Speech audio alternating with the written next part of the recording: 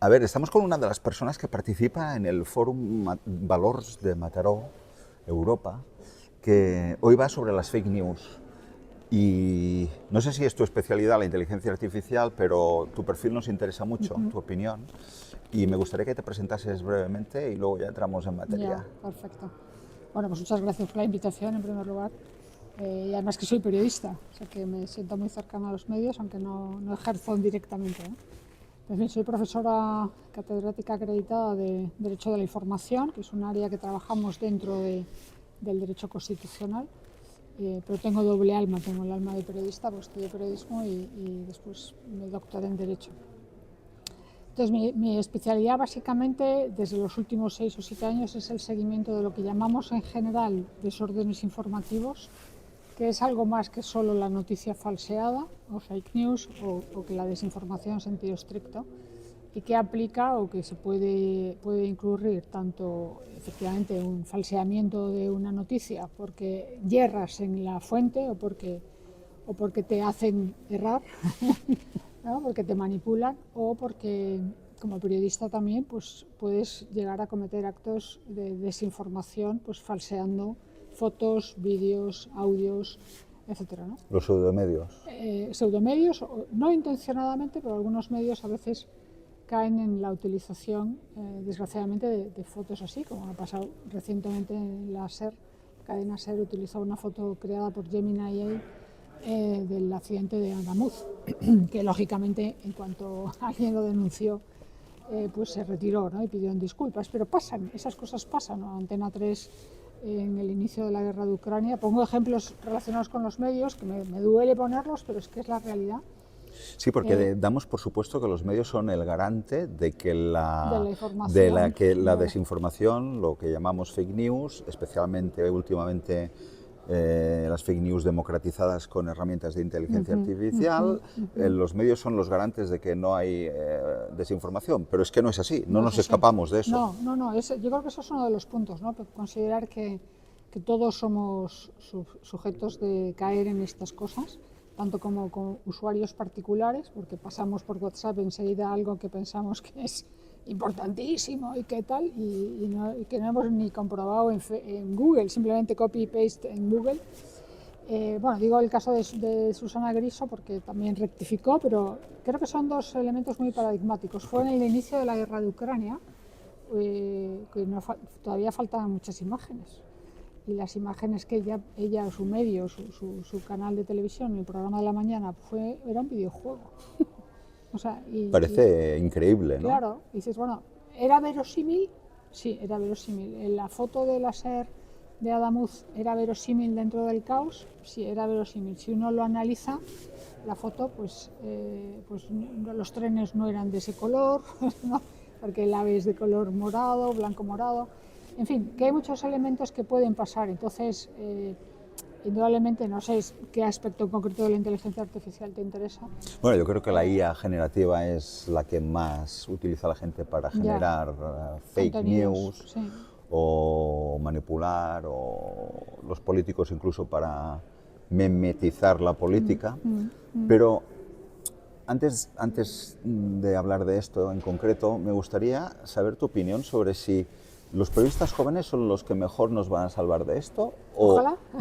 o porque los veteranos tienen más oficio o no, porque los Eh, veteranos han metido la pata en casos muy sí, sí, flagrantes, ¿no? sí. No, yo creo que todos tenemos las mismas posibilidades de errar. O sea, yo creo que los jóvenes son conscientes de que efectivamente la IA les permite hacer maravillas, ¿no? Y hacer como que entrevistan a alguien sin tenerle delante, como es nuestro caso hoy. Yo confío en que sean suficientemente prudentes, ¿no? Para darse cuenta de que su prestigio, el prestigio de su medio depende de eso, ¿no? Del respeto a la verdad, del respeto a la ética, por supuesto el cumplimiento de la ley, pero yo creo que aunque soy de derecho, pues el cumplimiento de la ley debe ser lo último, ¿no? Que nos dé esperanzas de que las cosas se salven, ¿no? Yo creo que no, que lo importante es el buen hacer profesional, el manejo de las fuentes directas, lo más directas posibles, porque en esa mediación es donde creo que está la principal falseamiento. Pero hay como un problema de base que es que se hace menos periodismo de calle, muchas generaciones de periodistas no han levantado una noticia en su vida no se han movido de una redacción o de una nota de prensa. Totalmente de acuerdo. Entonces, si no Ya. tienes esas bases Ese sólidas oficio, del ¿no? oficio, Sí, es muy difícil que luego sí, sepas detectar sí. cómo te engañan, ¿no? Ya. Sí, estoy de acuerdo, pero también se ve movimiento de periodismo joven, de youtubers, incluso de streamers, que son conscientes de eso y que te das cuenta que además tú te tienes que batallar en la mesa o detrás de este iPhone, pues te tienes que pelear la noticia, ¿no? O la exclusiva. Yo no creo que en eso en esencia el periodismo haya cambiado. Ya. Y el fenómeno de los influencers y de las redes sociales que también afectan a los periodistas y a los medios, ¿no? Porque Mucho. mucha gente deja de seguir a medios, mucha gente deja de seguir a periodistas en concreto, a firmas, etcétera, y ya se han entregado a los influencers, que ahí ya la frontera. Complicado, es un tema complicado, yo lo estoy siguiendo mucho porque me interesa, además legalmente hablando, me imagino que lo conoce, los influencers que tienen más de 1 millón, los influencers de vídeo, que tienen más, como no sé si usted, No, aún no, me faltan 2000 para llegar. pero los de vídeo que tienen más de 1 millón de usuarios y ganan más de 300.000 euros al año, que ya hay varios miles en España de esos, sí tiene que cumplir la directiva del audiovisual, la ley del audiovisual y las nuevas normas. De algo hablaré de esto después aquí en la sesión, ¿no? Pero en fin, estamos hablando de Eloy Llanos, pero bueno, también de las recetas de Ana, bueno, del Chocas, en fin. Sí, sí. Y que efectivamente algunos a lo mejor son periodistas que han ido a buscar ese medio porque el medio les ha cerrado el contrato o les ha echado, que también está pasando esto, esa es la realidad, o el modelo de negocio ya no da para poder tener contratados a periodistas. Y que yo creo que eso es interesante, o sea, creo que hay futuro profesional también si uno sabe gestionar bien pues, ese tipo de contenidos. Y luego otra figura es otros que se dedican, que son muy buenos comunicadores, que son muy buenos creadores de contenidos, pero lo siento, no son periodistas, ¿no? O sea, yo creo que eso es lo que bueno, y el público también lo sabrá, entiendo yo que lo sabrá discernir, ¿no? O sea, que hay gente muy buena, muy experta, estoy pensando un chico que es el de cosas militares, ¿no? El de Political Room, que también está luego y tiene un canal extraordinario sobre guerra, sobre información militar, y que es muy buen tertuliano, es muy buen experto, pero no es periodista, ¿no? Pero aparte esto está grabado por el hecho de que los medios últimamente, sobre todo los audiovisuales, se han refugiado en estos influencers para darles espacio o programas, porque con que tienen X miles o X millones de followers, sí, nos van a dar audiencia. indudablemente. Entonces es como te estás suicidando, Sí, como medio y como sí. oficio. O sea, si lo consideras fuente, yo creo que es inteligente. O sea, si lo consideras fuente, un expertísimo en temas financieros, en cosas militares, en la información internacional de Irán. Pero no, pero cuando los fichas para que hagan Ya, programas, ya, ya, entonces ya, ya. Si es a costa de un redactor, si es a costa de un editor de prensa, pues probablemente, ¿no? O sea, yo no digo que no haya sitio para todos, ¿eh? Yo creo que sí que hay sitio para todos, que este mercado de la comunicación está muy fragmentado y la publicidad permite llegar a micro audiencias y con un pequeño patrocinador o unos anunciantes se puede, ¿no? Pero yo creo que los medios siguen teniendo, los mainstream media, o sea, los medios de comunicación siguen teniendo los legacy. su función, ¿no? ¿Y no crees que en el caso español aquí ha habido un poco una precipitación en esta regulación que comentabas antes, en la medida en la que le ha tocado al presidente del gobierno sufrir y ser víctima de lo que él denomina el fango? Medios, el fango, sí. Y que ahora estamos, o se ha legislado o se ha regulado un poco desde una reacción más primaria política que no desde una visión pensando en el contexto europeo, porque somos un poco una isla dentro de un continente que ya es hiperregulado.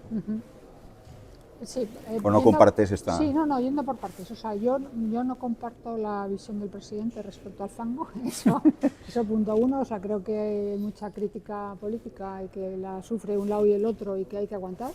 Lo siento mucho, hay que aguantar. ni creo en la supuesta persecución del odio con H, ¿no? que ha lanzado. Entre otras cosas porque, a ver, la legislación sobre estas cuestiones viene de Europa, como bien has dicho, de la Unión Europea, tanto en el ámbito de las plataformas, que es la Digital Service Act o Ley de Servicios Digitales, el Reglamento de Inteligencia Artificial, que ya está en vigor y que es aplicable en España, y que persigue precisamente, por ejemplo, los contenidos sintéticos o falsos en vídeo y obliga a YouTube o a Vimeo, a quien sea, a decir esto es falso o está montado, por así decirlo, está editado. Y bueno, pues es verdad que España tiene en el Parlamento ahora mismo, creo que son 6 o 7 proyectos legislativos que yo personalmente creo que no van a salir porque no hay acuerdos de mayoría en el Congreso, ni siquiera el de los menores, que es sobre el que hay más consenso relacionado con los menores, el acceso a menores a redes sociales, etc.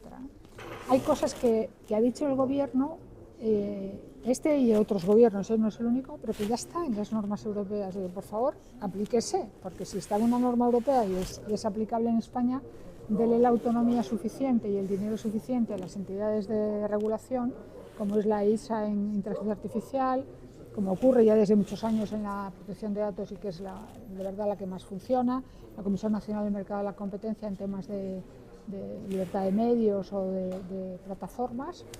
De manera que hay herramientas, ¿no? O sea, que creo que falta un poco de voluntad política y quizá un poquito más de pedagogía, o sea, que hay leyes de sobra. Y luego hay una contradicción, que es que el propio presidente, el propio gobierno, que ha criminalizado las redes y las plataformas, ahora con que llegan las elecciones, se ha entregado a TikTok, claro. hacer contenido en TikTok para conquistar al público joven. Es decir, a ver, o renuncias o estás para lo que te interesa. Sí, de acuerdo.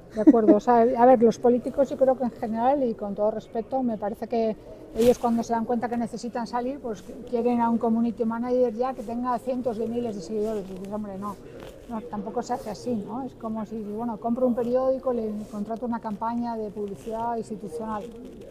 Vale, pero o sea, hay más cosas, ¿no? Para que sea creíble, creo yo, ¿eh? No sé, o sea, yo no confío mucho tampoco en que la solución a las cosas, a los males de la desinformación sean las leyes. Y luego hay otro aspecto, que es que la inteligencia artificial también es una buena herramienta para detectar las fake news y la desinformación. No solo es para generar bulos y contenido sintético falso, sino que también... Sí, te permite comprobar fuentes, por ejemplo. Claro. Porque cualquier búsqueda te da unos cuantos links y te das cuenta de si es verdad o no es verdad. Y dice, no está confirmado, ¿no? Como dice a veces elegantemente, ¿no? ChatGPT o cualquiera, ¿no? Sí. ¿Y tu opinión sobre el impacto de la IA en la desinformación? O sea, teniendo en cuenta que no solo te dedicas a esto, sino que abordas todo lo que hemos dicho previamente. Creo que ha perjudicado, o que ha incrementado la desinformación en cuanto a números, porque hay muchísimos bots, por ejemplo, o máquinas o tarjetas SIM de los ordenadores que lo que hacen es multiplicar por N veces a un coste ridículo desde Vietnam los mensajes. Y luego porque efectivamente es más fácil manipular la información en sentido estricto. O sea, lo que antes hacíamos con Photoshop, ¿no? Se ha democratizado. Y te lo hace maravillosamente. Hazme una imagen que tenga esta foto que contenga este político, ¿no? Entonces, bueno, pues creo que es un elemento más que, como todo, tiene sus ventajas y sus inconvenientes y que hay que saberlo usar con sentido común. ¿Eres tecnooptimista o pesimista? Sí, soy tecnooptimista, aunque también me preocupan tendencias que veo y tal, pero sí que creo que toda herramienta es una oportunidad, o sea, eso es indudable. ¿Usas IAs? Mucho. Uso mucho Notebook, por ejemplo, también en lo académico, para hacer resúmenes de leyes complicadas, de sentencias, para comparar documentos, pero como no sepas un poquito del asunto, te mete muchos goles. Ya. ¿No? O sea que es importante que luego esté el criterio humano en última instancia. La investigación y la consulta al experto, ¿no? Un poco tu intervención hoy aquí en Mataró, ¿en qué? Sí, un poco, no sé exactamente qué me va a preguntar de los muchos temas que se han planteado en el guión, pero uno es efectivamente si se puede detectar la desinformación, que se puede detectar. O sea, nosotros, de hecho, en el observatorio lo que hacemos es análisis de campañas electorales y monitorización de medios y de pseudomedios también. Se puede, y luego también la eficacia de la normativa europea. Pues muy bien, mucha suerte y muchas gracias. Gracias, gracias.